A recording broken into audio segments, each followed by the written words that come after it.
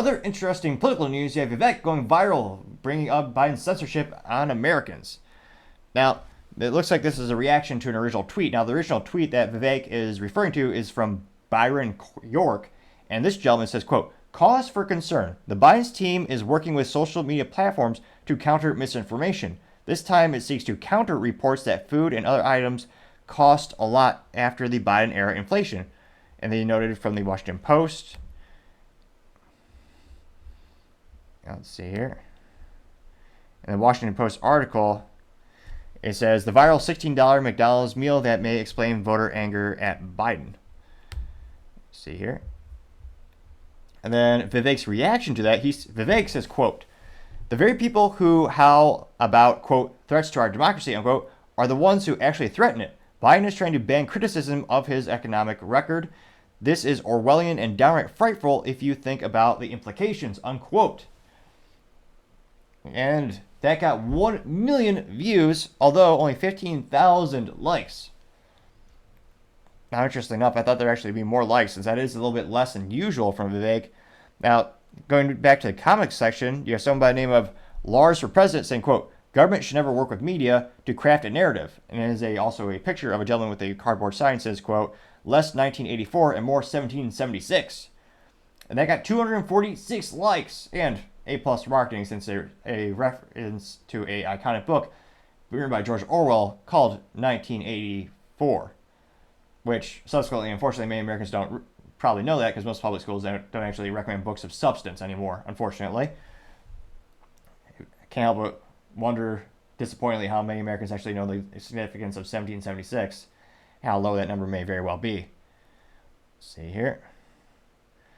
Mr. Webminster says, quote, "Every time I read or hear that phrase, all I think is, thank God we don't live in a democracy, we live in a constitutional republic," unquote, getting 58 likes.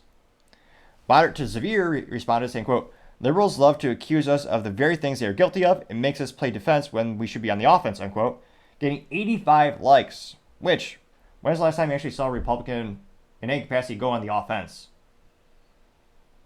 I'm not saying it's never happened. I'm just saying those times could probably be summarized on a cocktail napkin because of their lack of frequency. Again, I'm still waiting for them to get rid of the NFA, which was passed in 1934. Again, an abomination against the Second Amendment. And again, we have Republican nominees, whether it's local governors, mayors, whatever level of government. Republicans always say, we love the Second Amendment. We're going to protect your rights. Well, then do something about it. Why don't you introduce legislation? Why don't you actually vote to get legislation passed? They were supposed to get suppressors taken off the NFA list, so that'd be treated as a regular firearm. So you have to fill out a 4473, get a background check, in addition, so that you wouldn't have to do the prohibitive paperwork and an extra tax on it on top of the sales tax. But of course, they didn't get that across the finish line, because they very frequently don't. Now, nevertheless, going back to the comment section, someone by the name of Moronic Headline says, quote, "I invite Biden to tell me my grocery bill isn't that bad," unquote, getting 31 likes. Steven Stritz says, quote, "You have to learn to interpret what they say. When Democrats say democracy, what they really mean is Marxism," unquote, getting 44 likes. Olay Mitchell Underdahl says, quote, "Stop lying, just stop," unquote, getting 8 likes. So I'm not sure if this person is specifically referencing Vivek, saying that he's lying, or if this person is talking about Biden and the inflation. We'll say this is neutral, because not very specific in their response. Someone else by the name of CNC says, quote, "Less concerned about his senility." I know how to say senile. This would be a new word for the channel. Senility? Senility? Nevertheless, let's get a picture of Biden with glasses saying that, and it says more concerned about his totalitarianism, getting 22 likes. Let's see here.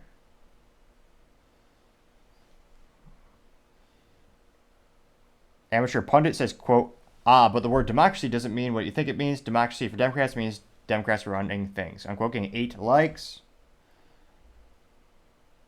Let's see here.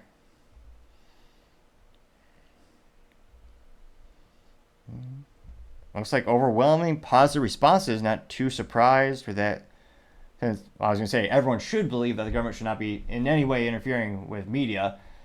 One would think that everyone would agree that they don't, unfortunately. But and one would think everyone would be concerned about inflation, but that's also not the case either. Some people truly believe this is the best time to make purchases. It's the best time to be in America. Some people, I don't know, maybe they're just bots, but they actually make statements online saying, "Oh yeah, my grocery bill isn't that bad. The economy's great." Really? I mean, I can't fathom how they think that, but they do. Somebody named Brian Burkowski says, quote, inflation is a tax on the poor, unquote, getting 5 likes. Cancel the podcast says, quote, Biden inflation is very real. My bank account can attest to it. Unquote, getting 10 likes. So that will surely be one of the biggest topics for the 2024 election. It's going to be censorship from the media. It's going to be the inflation. Because that is quite literally something that's affecting everyone's pockets. And it'll be fascinating to see how people vote with that in mind. Or, again, like I said, maybe they don't think it's an issue. Because, again, I go on these Facebook groups where I look at both sides. I'll try to look at all sides, really. It is fascinating to see everyone, you have the same situation. People can look at the store. It's the same price, but 2 drastically different interpretations of that. So I always recommend joining all those Facebook groups just to see what the other side is thinking, what they're saying. Perhaps you can understand, or the lack of intelligence or something to that effect, when you start to see, well, wait a minute, they really believe that. Do they just not have the data? Like, here's your bill from last year, here's this year. I mean, can you not tell the difference? But perhaps not everyone's a penny pitcher like myself and looking at their finances and analyzing the data and looking at the grocery bills and saying, well, wait a minute, this costs this much more. Where do we need to make cutbacks? It'll be interesting to see, but as I always say, time shall tell. Again, thank you everyone for taking the time to tune in today. We're trying to get to 4,000 subscribers by the end of December, so if you click that button, I greatly appreciate it. Also, if you could leave a comment, that's a great way to give me some feedback on how I could improve the channel or just improve my own speaking abilities or lack thereof. Any feedback is greatly appreciated because I do want to improve the quality of the show. Also, and lastly, don't forget to take time to tell your family, tell your friends, tell your coworkers, heck, tell your enemies, tell anyone and everyone. Just stay safe, fight the good fight.